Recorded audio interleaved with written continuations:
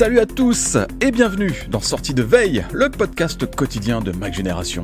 Si comme moi vous ne savez jamais comment laver et sécher votre petit linge, iOS 17 va vous prêter une main secourable. L'application photo sait en effet identifier les petits logos incompréhensibles qui sont présents sur les étiquettes des vêtements. Enfin quelque chose d'utile, on s'en reparle dans le Flash Info. En deuxième partie d'émission, vu que c'est vendredi, on va retrouver Christophe pour le replay, non pas de la semaine, mais de ces 6 premiers mois de l'année 2023 qui ont été très riches en actualité pour Apple et pour le petit monde des technos. Nous sommes le vendredi 30 juin, voici les infos qu'il ne fallait pas manquer ce matin. Avec iOS 17, votre iPhone sait lire les petites étiquettes sur les vêtements pour le lavage et le séchage. Dans le détail, ce sont les logos que l'application photo peut maintenant décrypter. Il suffit de prendre l'étiquette du vêtement en photo et de toucher l'icône d'information i qui, pour l'occasion, change d'aspect avec des étoiles. Et bim, on saura enfin comment laver ce t-shirt ou ce jeans. Franchement, c'est une très bonne nouvelle car aucun humain dans l'histoire moderne n'est jamais parvenu à décrypter ces fichus symboles. Alors le problème, c'est que ça ne fonctionne pour le moment qu'en anglais et avec la région de l'iPhone calée sur les États-Unis. Mais on a bon espoir de voir cette nouveauté aussi en français quand iOS 17 sera dispo en version finale. Apple a amélioré cette fonction de reconnaissance des objets. Elle savait déjà repérer un animal ou encore des plantes en ajoutant à chaque fois des liens vers des explications supplémentaires sur Internet. Dans iOS 17, l'app photo peut par exemple identifier un plat préparé comme une pizza ou des pancakes en fournissant même des recettes. La petite guéguerre entre Apple et Spotify n'est pas terminée au niveau européen. Apple estime maintenant avoir fait tout le nécessaire pour répondre aux accusations de concurrence déloyale de Spotify, ce qui a d'ailleurs valu une enquête en bonne et due forme de la part de la Commission européenne. Durant l'audience devant la Commission qui aura lieu aujourd'hui, Apple devrait expliquer que les développeurs peuvent maintenant communiquer avec leurs utilisateurs pour détailler les possibilités d'achat en dehors des apps. Il est même possible, accrochez-vous, d'intégrer des liens externes dans les apps vers leur boutique en ligne. Oui, c'était quelque chose qu'Apple interdisait depuis toujours, on croit rêver. Spotify n'est pas spécialement impressionné par ces largesses d'Apple. La plateforme de streaming a répondu que ces changements ne changeaient rien du tout au bout du compte. La plainte de Spotify a nourri en partie les débats autour de la législation sur les marchés numériques, le fameux DMA, qui va être mise en œuvre à partir de l'année prochaine.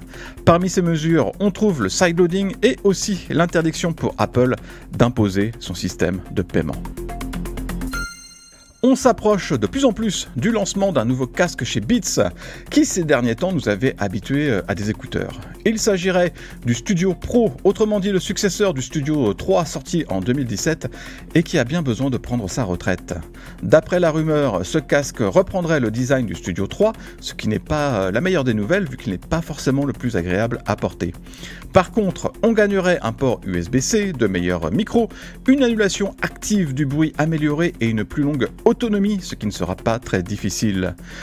On ignore quelle puce Beats compte intégrer dans ce casque. Il pourrait s'agir non pas d'une puce d'Apple comme celle qu'on trouve dans les AirPods, mais de la même puce que celle des écouteurs Studio Buds Plus. Ça veut dire que le Studio Pro va très bien s'intégrer dans l'écosystème Android en laissant de côté quelques fonctions iOS. C'est un peu bizarre, mais enfin bon. Le prix devrait tourner autour de 400 €, c'est le même tarif que le Studio 3. La date de sortie serait prévue autour du 19 juillet. C'est terminé pour Orange Bank. 5 ans après son lancement en fanfare, la banque de l'opérateur historique va mettre la clé sous la porte. L'établissement compte un peu plus de 3 millions de clients en Europe et en Afrique, ce qui n'est pas si mal, mais les comptes de la filiale sont désespérément dans le rouge. Et en plus, l'opérateur a décidé de se recentrer sur ses activités traditionnelles, donc exit la banque. Orange en est maintenant à gérer la fin de toute cette histoire. BNP Paribas va reprendre une partie des clients d'Orange Bank qui iront rejoindre Hello Bank. Quant aux salariés, ils se verront proposer des reclassements au sein du groupe. Désormais, Orange Bank entre dans une phase de transition jusqu'à la liquidation, même si la direction de l'opérateur parle de nouvelles étapes pour ses activités bancaires. Petit message de service, et même deux tiens. Le premier, c'est que Sortie de Veille prend ses quartiers d'été. Alors, pas de panique, même si c'est le dernier épisode de la saison régulière, On ne laissera pas vos oreilles sans rien tout l'été. Sortie de veille va vous revenir sous une forme allégée et hebdomadaire jusqu'à la rentrée.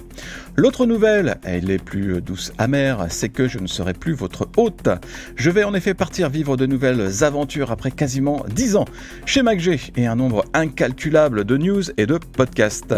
Ça a été un énorme plaisir de vous informer tout au long de ces années. J'espère qu'on se retrouvera sous une forme ou sous une autre dans la grande immensité des internets. D'ailleurs, c'est pas impossible que vous m'entendiez encore de temps en temps dans Sortie de veille et dans Kernel Panic.